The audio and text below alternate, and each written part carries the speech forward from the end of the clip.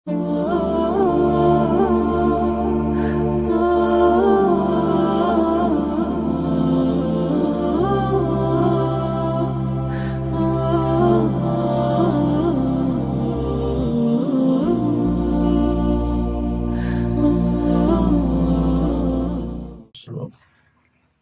لله نحمده ونستعينه ونستغفره ونعوذ بالله من شرور أنفسنا وسيئات أعمالنا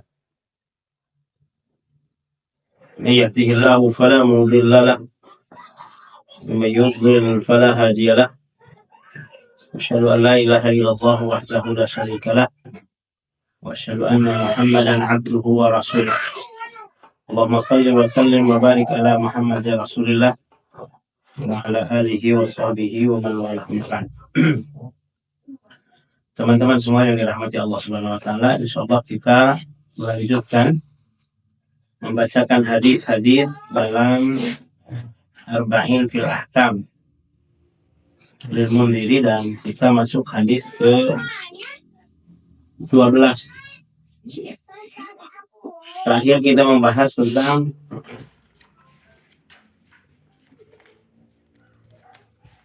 berkaitan dengan qadha saum, yang qadha itu tidak ada dalam sholat.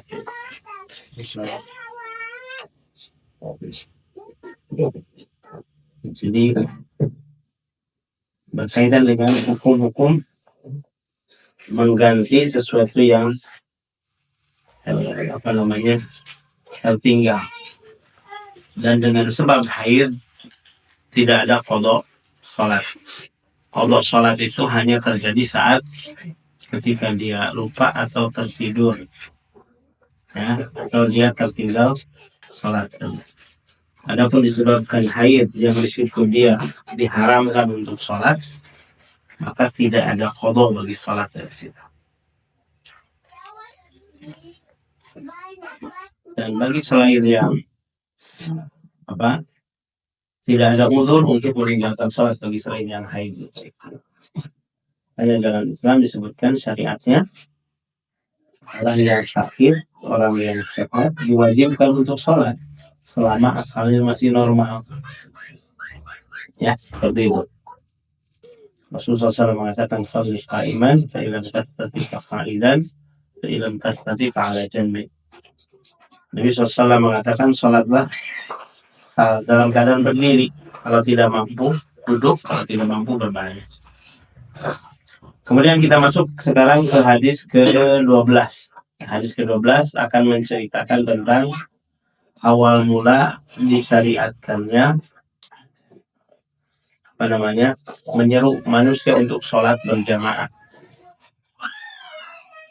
Di Mekah, menurut sebagian pendapat bahwa Isra Mi'raj itu 3 tahun sebelum Nabi SAW hijrah dan ditetapkan syariat salat, dan mereka kaum muslimin menunaikan salat ketika di Mekah, ya, dalam ada yang ada yang bersama, ada yang sendiri dengan waktu. Ketika kondisi sudah di Mekah, Allah Subhanahu wa taala izinkan kaum muslimin hijrah ke Madinah semuanya, karena sudah posisinya tidak mungkin lagi untuk tinggal di Makkah. Fahajaru ila Madinah, maka hijrah, dan semua yang dari Habasyah pun hijrah. Karena ternyata di Madinah kaum muslimin sudah banyak dan menunggu Rasulullah SAW dan para muhajir. Maka diputuskanlah hijrah ke Madinah. Dan disitulah Nabi SAW memetakan tentang tempat tinggal beliau, yaitu sementara waktu, kemudian menetapkan untuk membangun masjid, ya. Dan setelah ditetapkan masjid itu, yang pertama adalah Masjid Quba, ketika awal dibangun di situ di Madinah, maka disitulah awal berkaitan dengan sholat itu dilakukan untuk bersama-sama. Tetapi para sahabat untuk bersama dengan Nabi SAW sholat itu bagaimana menyeru mereka di waktu-waktu sholat tersebut. Kita akan baca. Qala al-muallif rahimahullahu ta'ala al-hadithu tsani asyar. Hadis ke-13. An Abdullah bin Umar radhiyallahu anhu qala. Dari Abdullah bin Umar radhiyallahu anhu qala. Beliau berkata, "Kana al-muslimuna hina qadimul Madinah yajtami'un fayatahayyanuna shalah."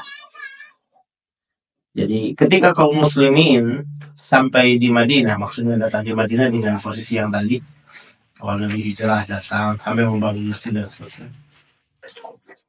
Maka mereka berkumpul dan menentukan perkiraan waktu sholat. Yatahayyanun. Itu dari hin. Yuqaddiruna hina sholat. Kapan sholat ini dilaksanakan? Ya. Waktunya seperti apa? Dan bagaimana mengumumkannya? Nah itu. Walaysa yunadi laha ahad. Dan tidak ada yang menyeru untuk sholat itu seorang pun. Ya, mereka menyebutkan menentukan waktu di waktu sholat karena sudah ditentukan sholat 5 waktu ya ketika setelah Isra Mi'raj. Ketika di Madinah di waktu sholat jam segini. Tapi mereka tidak mendapati terus siapa yang ngumumin. Kemudian fatakallamu yauman bidzalik. Maka pada satu hari disebutkan hari berapa dan seterusnya, jelas sudah berkumpul kaum muslimin. Maka mereka pun berbicara dengan sebab tidak ada yang menyeru dan menentukan waktu sholat sudah jelas. Satu hari mereka berbicara ngobrol tentang hal tersebut. Ya, gimana mengumpulkan orang? Jadi subhanallah ya, para sahabat itu makanya mereka dipilih, inisiatifnya kuat. Ya, mereka gimana ya gitu kan untuk ngumpulin orang supaya bisa sholat bersama Nabi. Karena mereka melihat bahwa menyeru orang untuk sholat itu adalah wasilah, dan wasilah itu tidak berkaitan dengan tasrik pensyariatan. Jadi mereka berinisiatif gimana deh supaya manusia itu bisa ngomong, karena di situ. Karena yang namanya orang mengajak hukum asalnya ya mengajak aja bebas. Nah di situ tidak berkaitan dengan pensyariatan. Jadi mengajak orang yang bagian dari mengajak seperti itu, bukan sebuah syariat yang khusus dengan bentuk tersebut adalah ibadah. Nah, mereka berkumpul bagaimana caranya supaya mengumpulkan orang dan bisa sholat bersama Nabi. Dan dengan ini apa? Para sahabat paham tentang kaidah bahwa segala sesuatu itu ya pensyariatan wasilahnya jelas, dan wasilah itu bisa berpahala tergantung tujuannya. Maka para sahabat mikir ini adalah wasilah nih, gimana nih supaya apa ibadah itu bisa dilakukan bersama-sama. Takallamu yauman bidzalik. Suatu hari mereka berunding, takallamu ya saling ngobrol. Ya takallam ba'dhum ba'dhan, sebagian dengan yang lainnya. Faqala ba'dhum, kemudian sebahagian mereka berpendapat, ittakhidhu naqus mithla naqus nasar. Ya. Mereka menyebutkan kita bagaimana kalau kita menyuruh mereka menggunakan apa? Lonceng, naqus. Ya. Seperti naqusnya Nasran. Karena Nasrani kalau melakukan sesuatu itu kentung, seperti itu. Mereka punya apa? Punya lonceng besar di gereja Katolik biasanya ada. Jadi untuk mengumpulkan orang itu kalian ada petugas yang seperti itu. Ini salah satu gambaran bahwa ya kalau yang sifatnya wasilah apa saja bisa. Namun di wilayah Jawa menggunakan apa? Kopal.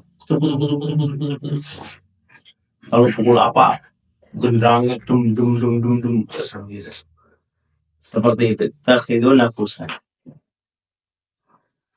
Wa qala ba'dhum, sebagian mereka mengatakan ittakhidu qarnan misla qarnal yahud. Pakai apa namanya? Pakai tanduk trompet. Bisa menggaung gitu kan. Seperti trompetnya orang Yahudi. Nah, kita tahu di sini apa? Bahwa lonceng itu khas orang Nasrani mengumpulkan orang. Trompet itu adalah khas ya Pak? Yahudi di sini. Nah, di sini. Dan itu khas mereka.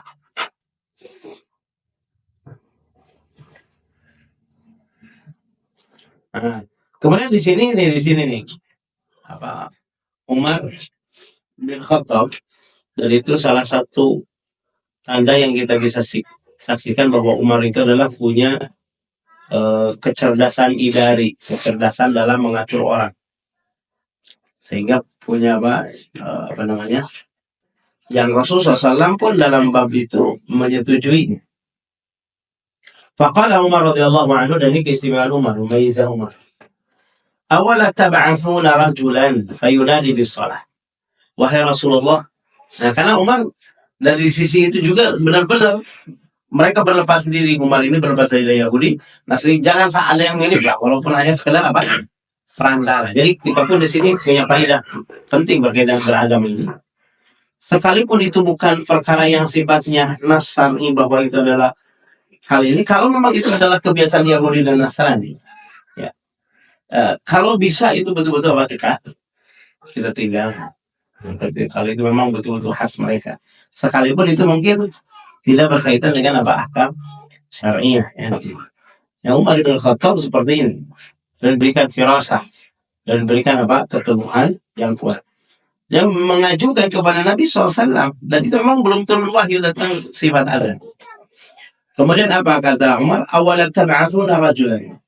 Wahai Rasulullah, bagaimana kalau engkau atau kalian semua mengutus seseorang, ini memberikan tugas, menugaskan. Ini subhanallah, ada tugas ya, ada yang ditugaskan. Fayunadi bis salat. Kemudian dia menyeru manusia untuk salat. Maksudnya as-salat gitu kan, seperti itu. Nah, ini bayangin apa, bagaimana kecerdasan Umar bin Khattab seperti itu. Dan dilakukan oleh Nabi SAW. Kalau Rasulullah SAW, maka Rasulullah SAW mengatakan kepada Bilal, ya Bilal, kum fanadi bis salat. Wahai Bilal, berdirilah dan serulah manusia untuk salat. Artinya apa di sini? Rasulullah SAW menyetujui idenya siapa? Umar bin Khattab. Dalam hadis Abdullah bin Umar. Ya, dalam hadis Abdullah bin Umar. Nah, disetujuilah ketika itu adalah salat itu apa? Dengan seruan as-salat. Maksudnya ijtami'u li salat. Berkumpullah kalian untuk salat. Sekarang waktunya salat, Begitu. Itu disetujui. Dan itu tidak menyerupai siapa? Nasrani, tidak menyerupai Yahudi. Karena memang subhanallah itu generasi awal memang seperti itu. Allah Subhanahu wa taala pilih. Ya. Dan dari perbincangan tersebut, ya manusia tidak sepakat tentang hal tersebut. Wah, lebih ini begini. Ya, tapi Nabi SAW sudah menentukan bilang seperti itu. Nah, ini adalah kondisinya. Berarti apa? Pada saat itu, sebelum ada turun disyariatkannya ada, seperti itulah kejadian. Apa pelajaran yang bisa kita ambil? Al-Mu'allif rahimahullahu ta'ala berkata, ini beliau menyebutkan, nah di sini kita melihat ya, beliau memilih hadis ini untuk masuk dalam waktu-waktu sholat dan masuk dalam syariat Anda, ya, karena beliau melihat bahwa ketika dibahas hadis ini mesti orang akan membahas bab adzannya. Ya. Karena di situ ada kalimat kum ya Bilal fanadi bis salat. Kum wahai Bilal, dan serulah manusia untuk salat. Sebagian ulama ada yang mengatakan di sini setelah diturunkannya apa? Perintah mengumandangkan dengan sholat. Jadi kalimat ini nadi menyeru itu maksudnya kum dan adzan. Seperti itu. Sebagian ulama mengatakan tidak, yaitu sebagian menyebutkan penafsirnya seperti tadi. Itu apa?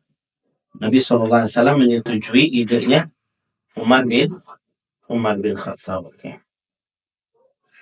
Kemudian dalam penjelasan hadis Nabi alaihi salatu wassalam ya, tentang masalah adzan ini, kita ketahui cerita Abdullah bin Zaid ya, sebelum kita menceritakan tentang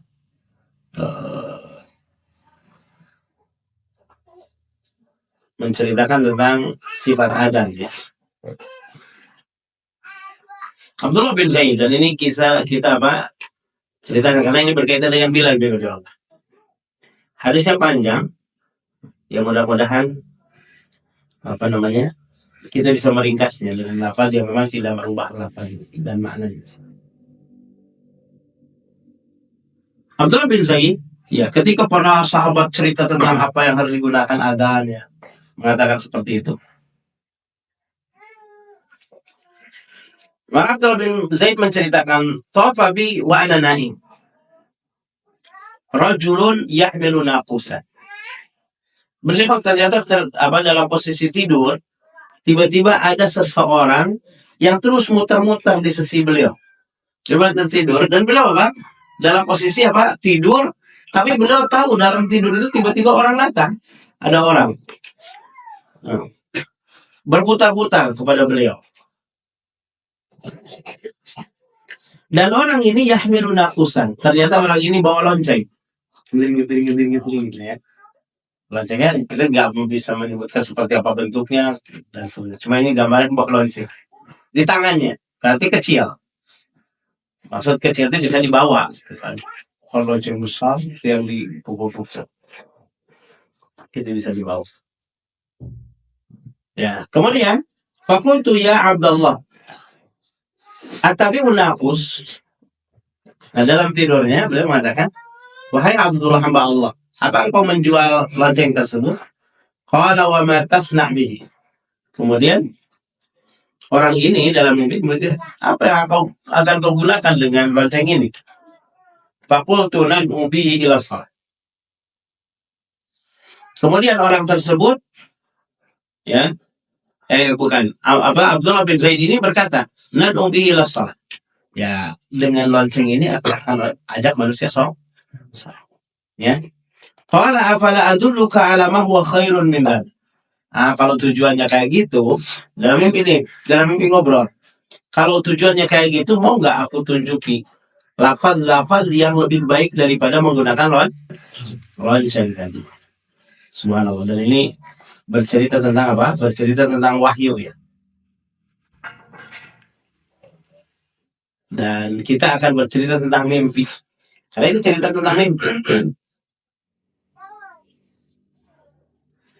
Fakultu lahu, maka aku sampai kepada Bala, ya, aku ingin tahu. Itu aku ingin yang lebih baik. Ya. Kemudian faqala, orang itu berkata, "Taqul, kamu mengatakan ketika mau menyeru orang, kemudian menyebutkan adzan sebagaimana kita dengar, yaitu dengan 15 kali lapan. Dan ini adzannya mazhabnya siapa? Imam Abu Hanifah dan Imam Ahmad bin Hanbal, menggunakan hadis Abdullah bin Zaid dan Bilal. Ya. Karena kalau mazhabnya Imam Malik dan mazhabnya Imam Syafi'i, secara nukilan dari beliau lebih memilih hadis yakni Abi Mahdzurah. Itu nanti dalam pembahasan sifat adzan kalau ada waktu kita bahas.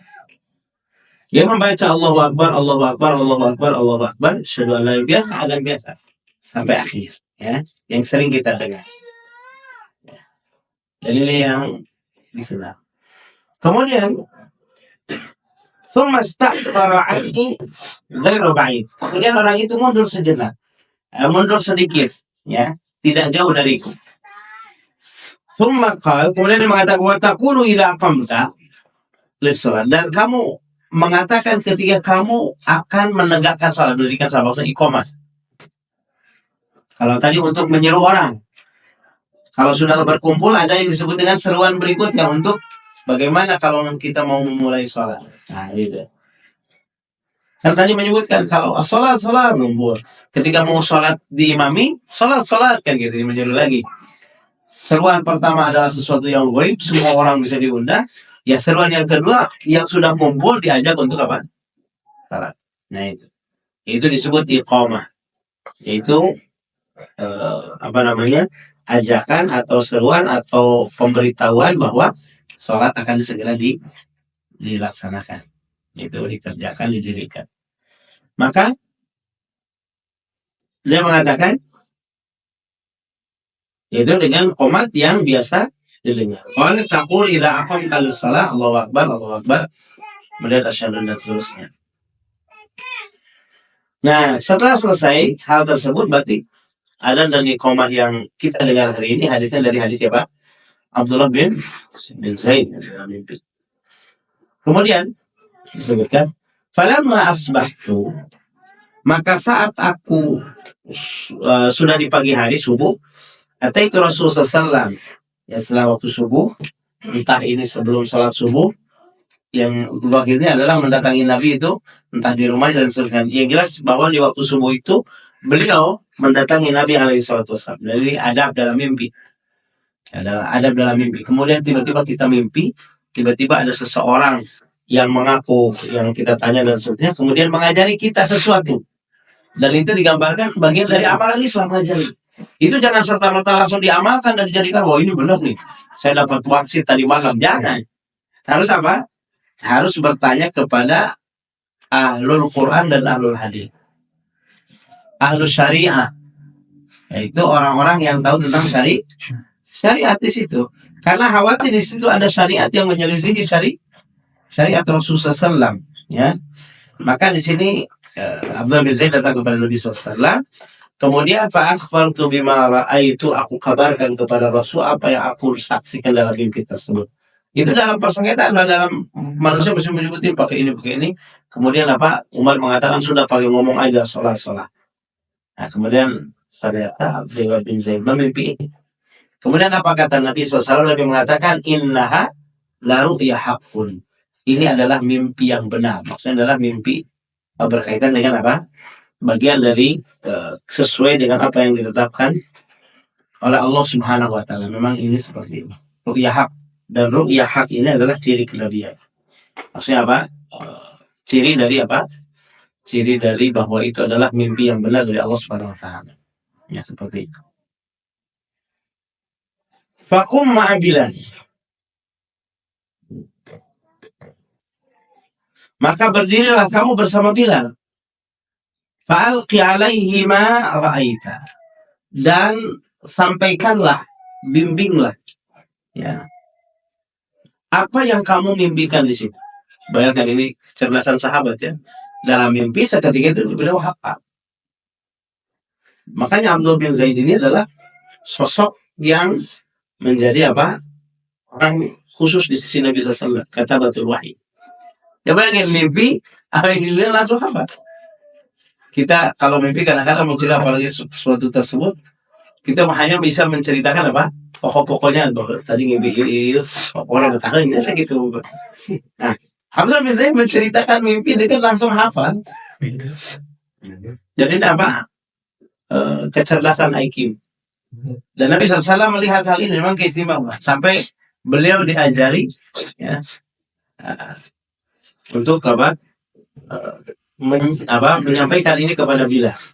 Faqala faliwadzin bihi. Maka kamu adzan dengan ini, dengan apa ini? Fa innahu anda sautan minka. Kenapa harus mengajari Bilal? Nah, dan ini salah satu sunnah. Dan kita boleh memilih orang yang untuk melantunkan sesuatu di muka umum yang terbaik dalam suara.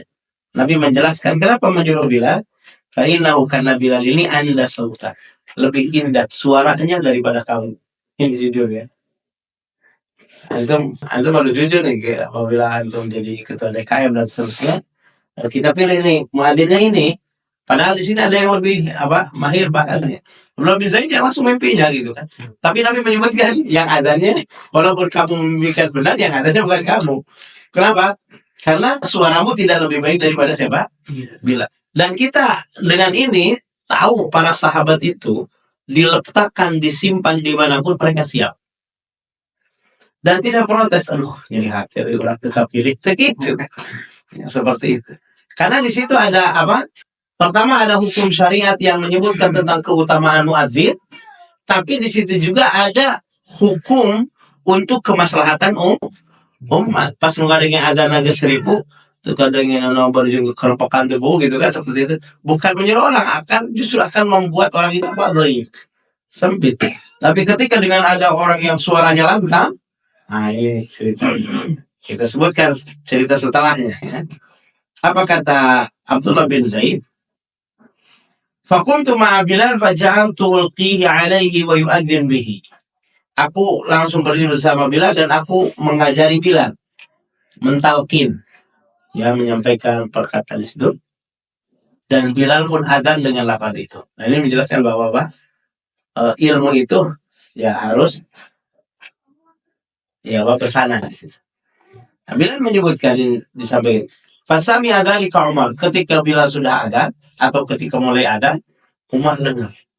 Dan setelah tuntas Umar dengar. Kemudian apa? Wa huwa fi baitihi, dan Umar masih di rumahnya. Fa kharaja yajurru ridahu. Maka dia segera keluar sambil menggusur selendangnya. Karena dalam kondisi di rumah, langsung gusur, tergopoh-gopoh. Kenapa? Karena ada kabar gembira. Wa yaqul, dan dia mengatakan walladzi ba'atsaka bil haqq. Dan dia sampai datang kepada Nabi SAW. Kemudian beliau menyatakan walladzi ba'atsaka, demi zat, demi Allah yang mengutusmu dengan kebenaran ini. Ya Rasulullah, laqad ra'aitu mithla ma ra'ah. Nah, karena diceritakan, bilang kok kamu baca gitu? Ya, Abdullah bin Zaid mimpi. Kemudian dengan pada seperti itu langsung datangi siapa? Nabi SAW. Nabi SAW disebutkan oleh Umar bahwa aku mimpi seperti apa yang dimimpikan oleh siapa? Abdullah bin Zaid. Faqala Rasulullah SAW, Rasulullah SAW mengatakan, falillahil hamd. Ya, Nabi SAW syukur. Ternyata apa? Mimpinya siapa? Abdullah bin Zaid dengan mimpinya Umar itu adalah wafaq bi syariah. Sesuai dengan syariatnya, dan Nabi SAW mentakrirnya bahwa itulah lafaz adzan, salah satu lafaz adzan yang masyhur sekarang. Tapi biasanya yang ini adalah lafaz adzan yang dipilih oleh madhab Imam Abu Hanifah dan Imam Ahmad bin Hanbal. Karena dalam madhab Malik dan madhab Syafi'i itu melakukannya dan Abi Mahdhurah, terlebih beliau saat di Mekah ya. Dan adzan Mekah pada saat zaman beliau itu adzan dengan Abi Mahdhurah sebelum adzan sekarang. Tapi sekarang alhamdulillah di mana-mana adzannya seperti adzan Bilal. Ya. Adzan Abi Mahdhurah itu ada tarjih, pengulangan pengulangan lafaz syahadatain. Ya.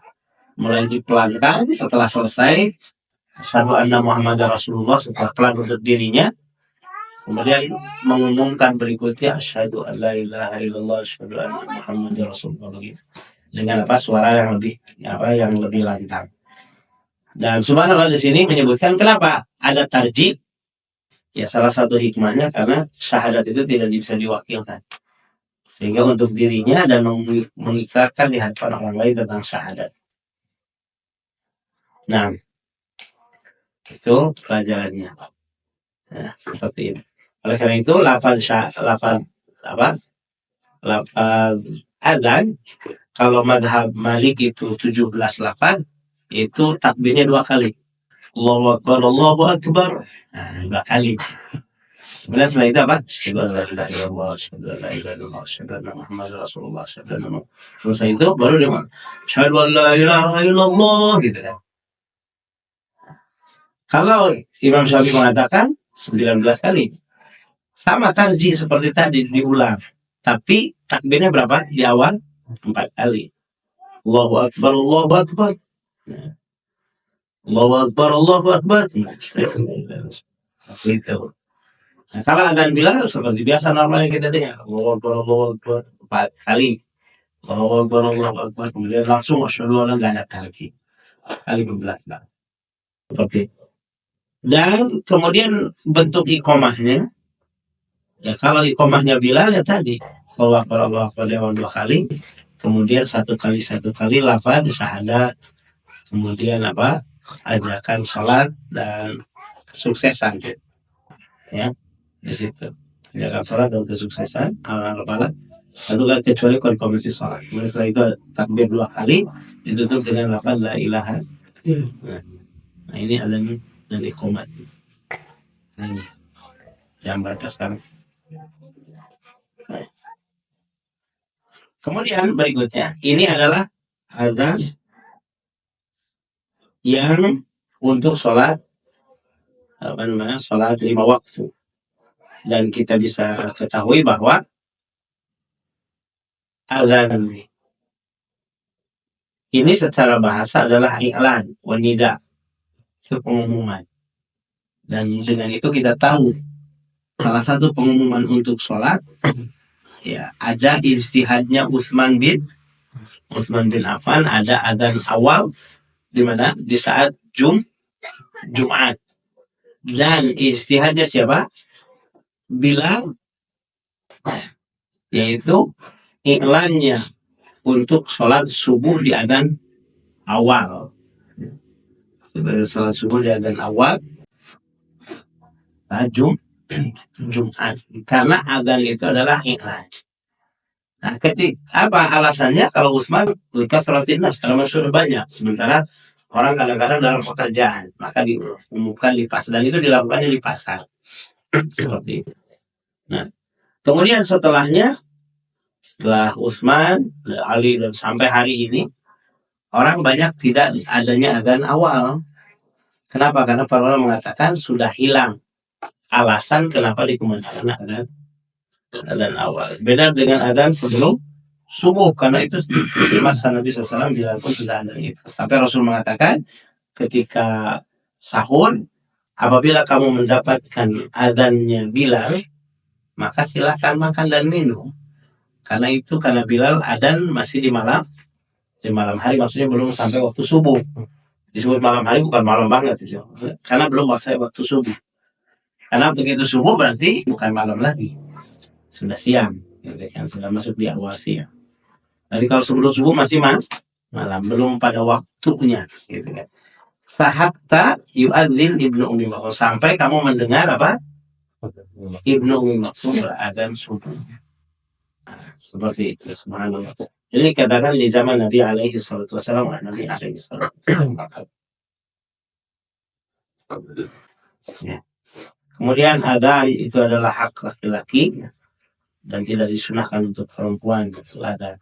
Hatta kalaupun sendirian maka disunahkan bagi dia adalah iqamah. Seperti itu. Di sini. Dalam sholat-sholat yang lain seperti yang berjamaah yang lain seperti sholat sunnah, khusuf itu tidak ada adzan, tidak ada iqamah. Allah Ta'ala yang ada dalam sholat mafruḍah saja yang 5. Masih banyak penjelasan tentang adzan, ya, tapi kita cukupkan saja.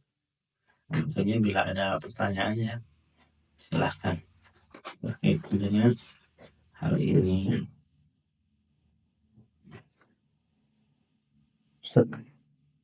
Terkait lafaz adzan di adzan subuh yang ada as-salatu khairum minan naum itu gimana? Ya. Berkaitan dengan adzan subuh ada tambahan as-salatu khairum minan naum. Ini disebutkan dalam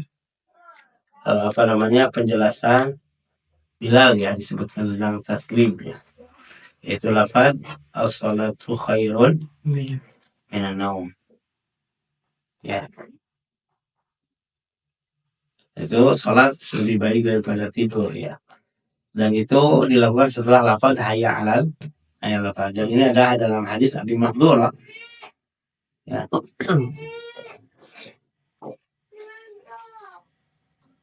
Seterusnya ya. Ini tentang apa? Salatu khairun. Sebagian orang menyebutkan itu adalah adzan awal malam. Sebagian mengatakan adalah adzan subuh. Wallahu ta'ala alam. Ya, itu adalah adzan pada hukum asalnya berkaitan dengan adzan subuh. Salatu khairun minan naum. Wallahu ta'ala alam.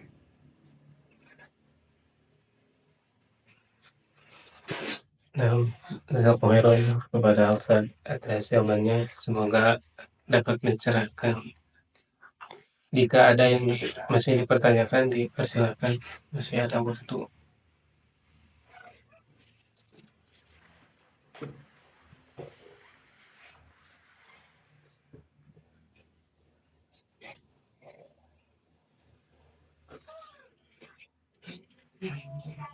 Ada hukum adzan ya.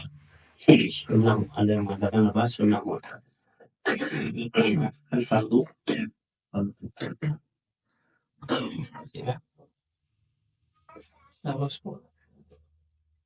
Berarti kalau untuk yang munfarid gitu sendiri itu gimana? Apakah perlu adzan dan iqamah juga? Kalau ditakdirkan ada orang yang menyendiri, maka disunahkan baginya untuk adzan dan iqamah. Namanya ketika kita di gunung di mana nih, adzan dan iqamah sunahkan adzan. Dan boleh berteriak dengan suara keras. Karena apalagi kalau umpamanya di tempat kita umpamanya banyak orang yang sengaja untuk nginap di gunung dan sesuatu kita kemadakan adzan dengan keras, mengingatkan orang juga agar waktu sholat sudah tiba. Itu kondisinya. Adzan dan iqamah sendirian ya disunahkan. Wallahu a'lam. Nabi SAW menyebutkan tentang keutamaan orang yang adzan ini. Salah satunya ketika dia mengembala di gunung tidak pulang, maka dia ketika datang waktu sholat dia memandangkan adzan, kemudian ya ketika hendak sholat iqamah. Walaupun itu sholat sendiri. Dan bagi perempuan ya yang disunahkan hanya iqamah saja. Dan itu juga perempuan, kenapa? Kondisi seperti itu dengan catatan sehingga suara perempuan tidak mengganggu kaum laki-laki seperti itu. Allah Ta'ala alam.